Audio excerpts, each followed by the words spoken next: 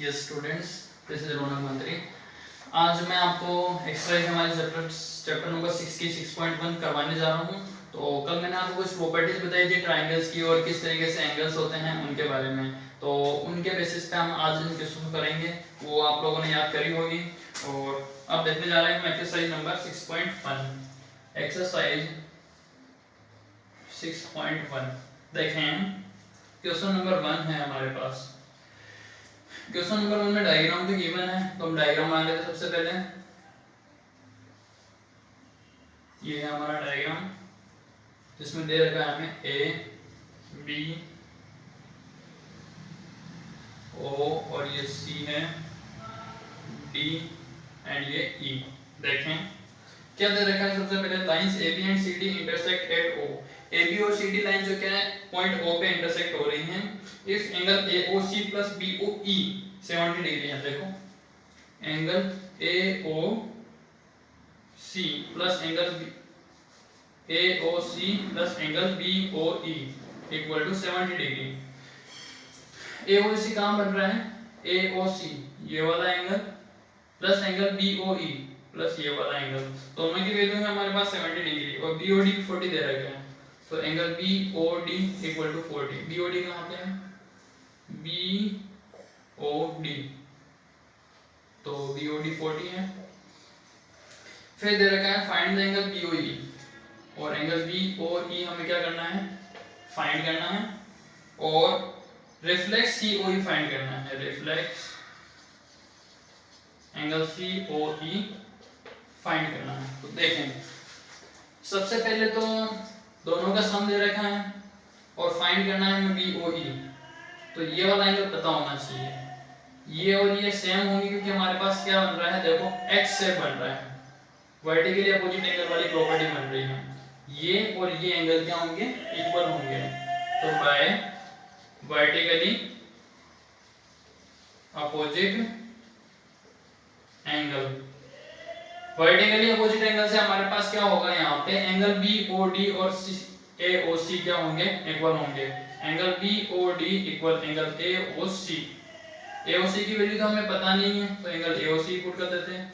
B O D की value हमें पता है 40 पुट कर देते, तो ए ओ सी भी कितना आ गया हमारे पास, 40 डिग्री। इक्वेशन 1 लेते हैं।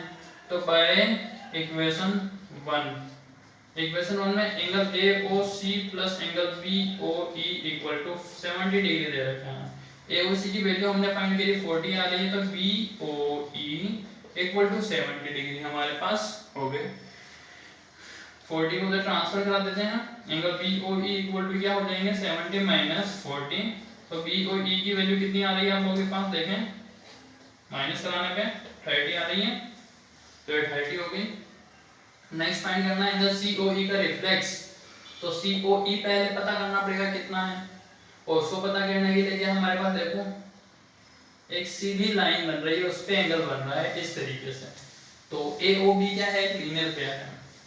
तो bye linear pair, linear pair से क्या होगा, angle A O C, C O E और बी ओ ई का सम क्या होगा, 180 होगा। तो angle A O C plus angle C O E plus angle B O E equal to 180।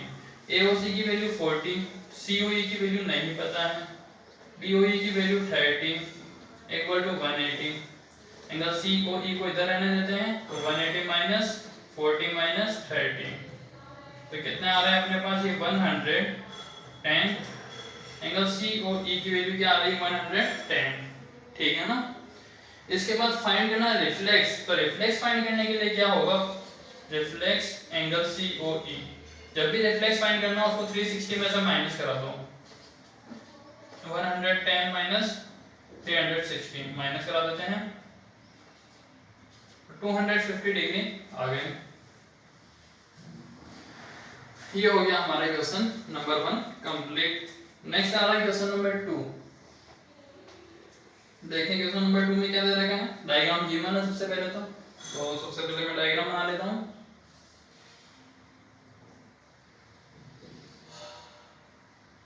ये दे रखी है हमारे पास x y m p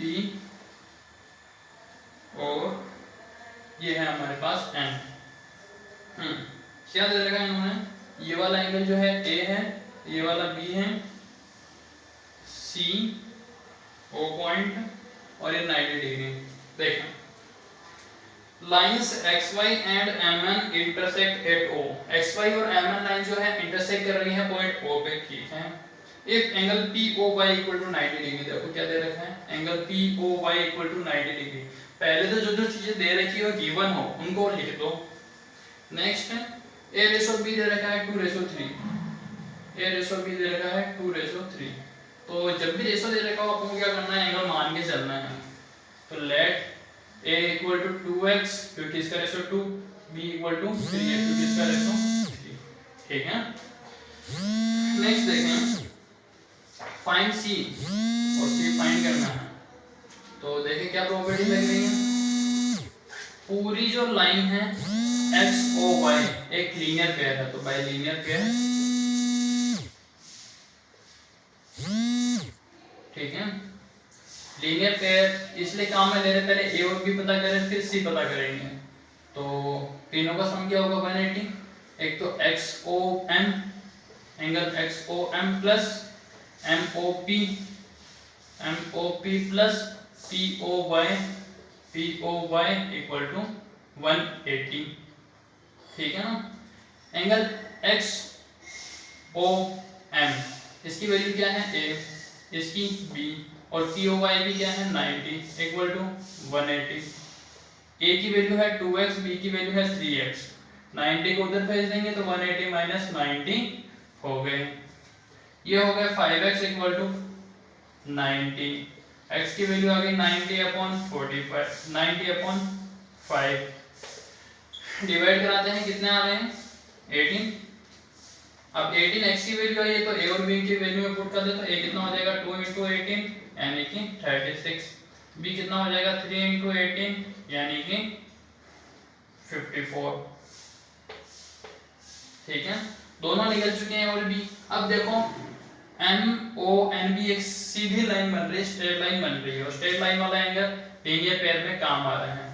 तो MON इज लीनियर पेयर, तो हमारा काम क्या होगा, एंगल B प्लस C क्या होगा 180, B की वैल्यू 54 प्लस C की वैल्यू नहीं पता है, तो C equal to 180 minus 54, subtract कराएं, 10 माइनस 4 क्या होता है हमारे पास 6, 7 7 माइनस 5 2, और यहाँ बच गया अपने पास 126 हमारे पास आ गया एंगल C की value.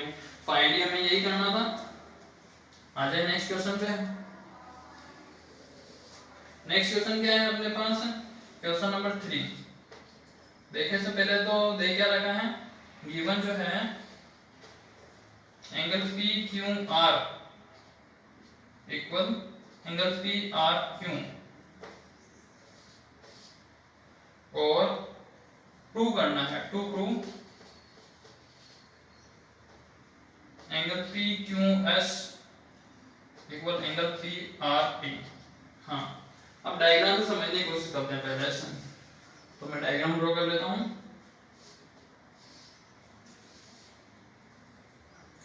S T Q R और ये हो गया P। हाँ देखिए क्या है, गिवन है PQR equal to PRPQ, PQR और PQR और PRQ दे रखा है, ये वाला इक्वल है हमारे पास, और प्रूव कराना है PQS और PRT, PQS और PRT, ये और ये इक्वल लाने हैं बाहर वाले एंगल। तो देखें क्या करते हैं, प्रूफ दे रखा है तो ऐसे कैसे लिख सकते हैं अपन, angle PQR equal to angle PRQ, ठीक है।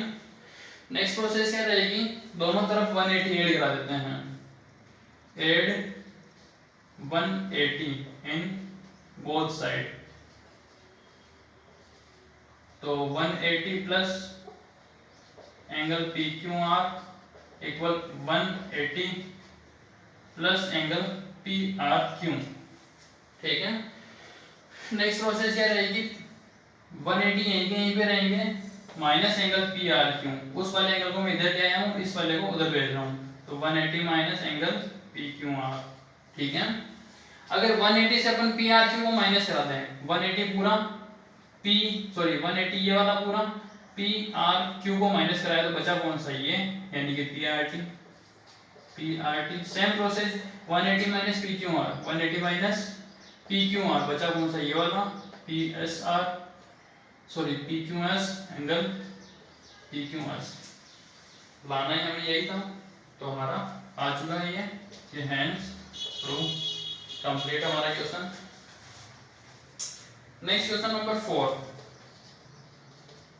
देखिए, क्वेश्चन नंबर 4 में क्या दे रखा है हमें, गिवन जो है x plus Y equal to W plus Z, X plus Y equal to W plus Z, और प्रूव करना है A O B is a line, and to prove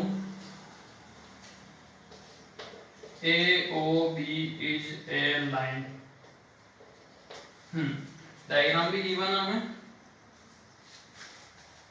ये बन रही है ए ओ बी, ए यहाँ पे O है और ये B, बीच में एक लाइन आ रही है सीधी,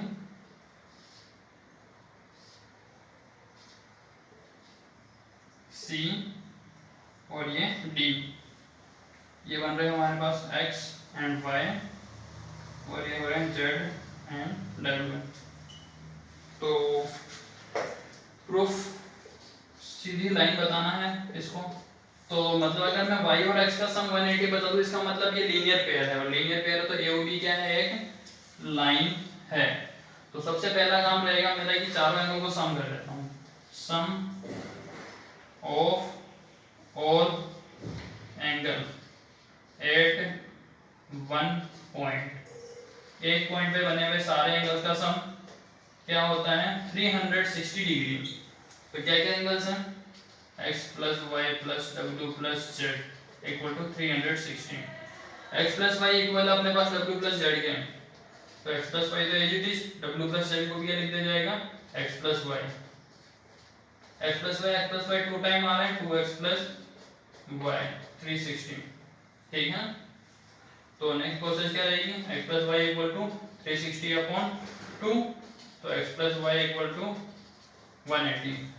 मैंने आपको बोला था अगर x plus Y equal to 180 आ गए हैं, इसका मतलब क्या हो गया है कि AOB क्या है हमारे पास, एक लीनियर पेयर है, AOB लीनियर पेयर, इसका मतलब क्या हो गया हमारे पास, जो एक ये क्या है, एक सीधी लाइन, स्ट्रेट लाइन है। तो लिख देते हैं hence AOB is a line। ठीक है, तो ये हो गया हमारा क्वेश्चन कंप्लीट आज का, और क्वेश्चन नंबर 4 तक हमने कंप्लीट कर लिए हैं। बाकी के जो क्वेश्चंस हैं हम नेक्स्ट क्लास में डिस्कस करेंगे। जहाँ मैंने आज तक जो आपको कराए हैं उसमें कोई प्रॉब्लम रह जाए तो आप वापस से पूछ लें। आज की क्लास हमारी यहीं ओवर होती है।